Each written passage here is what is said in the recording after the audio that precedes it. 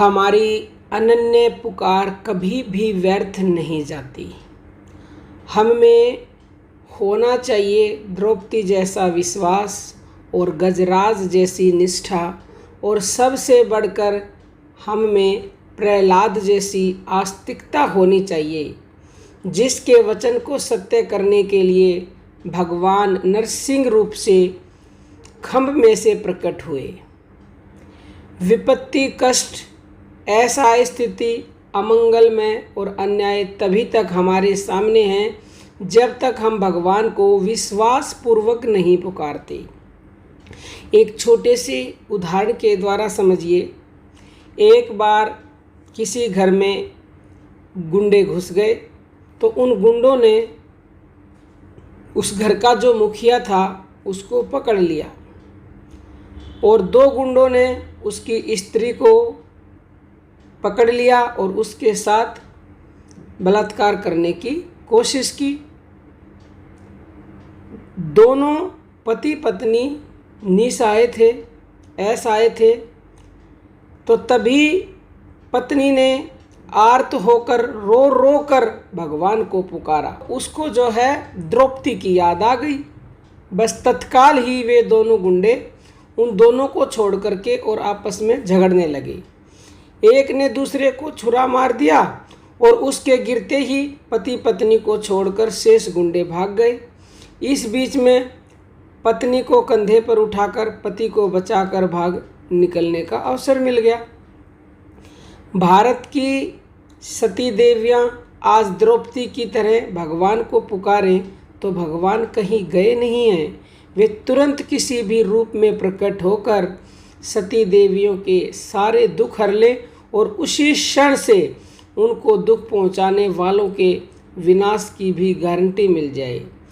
दुष्ट दुशासन के हाथों में पड़ी हुई असहाय द्रौपदी ने आर्त होकर मन ही मन भगवान श्री कृष्ण का स्मरण करके कहा था, हे गोविंद, हे द्वारकावासी, सच्चिदानंद घन प्रेम घन, गोपी जन वल्लभ, सर्वशक्तिमान प्रभु, कौरव मुझे अपमानित कर रहे हैं, क्या यह आपको मालूम नहीं?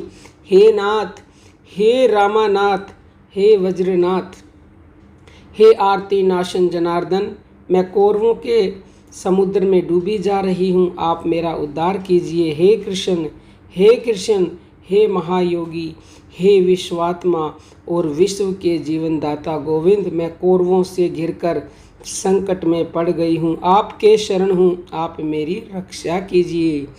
कहने का अभिप्राय ये है प्रिय भक्तों कि जब तक द्रौपदी ने केवल और केवल श्री कृष्ण की अनन्य शरण नहीं ली तब तक भगवान ने मदद नहीं की, क्योंकि पहले तो द्रौपदी अपने पतियों से आस लगाए हुए थी, फिर अपने गुरुओं से, भीष्म पितामह से, सभा से, जब वो सब तरफ से निराश हो गई तो उसने फिर श्री कृष्ण की अनन्य शरण ली, उन्हें आर्त भाव से पुकारा, केवल और केवल उनको पुकारा। तो द्रौपदी की आर्त पुकार सुनकर भक्त वत्सल प्रभु उसी क्षण द्वारका से दौड़े आए और द्रौपदी का वस्त्र दान कर उनकी लज्जा बचाई। पर दुष्ट दुशासन ने द्रौपदी के जिन केसों को खींचा था वे खुले ही रह गए। दुशासन को दंड मिलने के दिन तक द्रौपदी के खुले केस थे। पांडवों के साथ वह वन में रहती थी। भगवान श्री कृष्ण पांडवों से मिलने गए। वहाँ द्रौपदी ने एकांत में रोकर श्री कृष्ण से कहा, मैं पांडवों की पत्नी और धृष्टद्युम्न की बहन और तुम्हारी सखी होकर भी कौरवों की सभा में घसीटी जाऊँ, यह कितने दुख की बात है। भीमसेन और अर्जुन बड़े बलवान होने पर भी मेरी रक्षा नहीं कर सके। धिक्कार है इनके बल पौरुष को। इनके जीते जी दुर्योधन क्षण भर के लिए भी कैसे जीवित है। श्री कृष्ण दुष्ट दुशासन ने भरी सभा में मुझ सती की चोटी पकड़कर घसीटा और ये पांडव टुकुर टुकुर देखते रहे। इतना कहकर द्रौपदी रोने लगी। उसकी सांस लंबी लंबी चलने लगी और उसने गदगद होकर आवेश से कहा, श्री कृष्ण, ये पति पुत्र पिता भ्राता मेरे कोई नहीं है, पर क्या तुम भी मेरे नहीं रहे? श्री कृष्ण, तुम मेरे संबंधी हो। मैं अग्निकुंड से उत्पन्न पवित्र रमणी हूँ। तुम्हारे साथ मेरा पवित्र प्रेम है और तुम पर मेरा अधिकार है एवं तुम मेरी रक्षा करने में समर्थ भी हो, इसलिए तुम्हें मेरी रक्षा करनी ही होगी।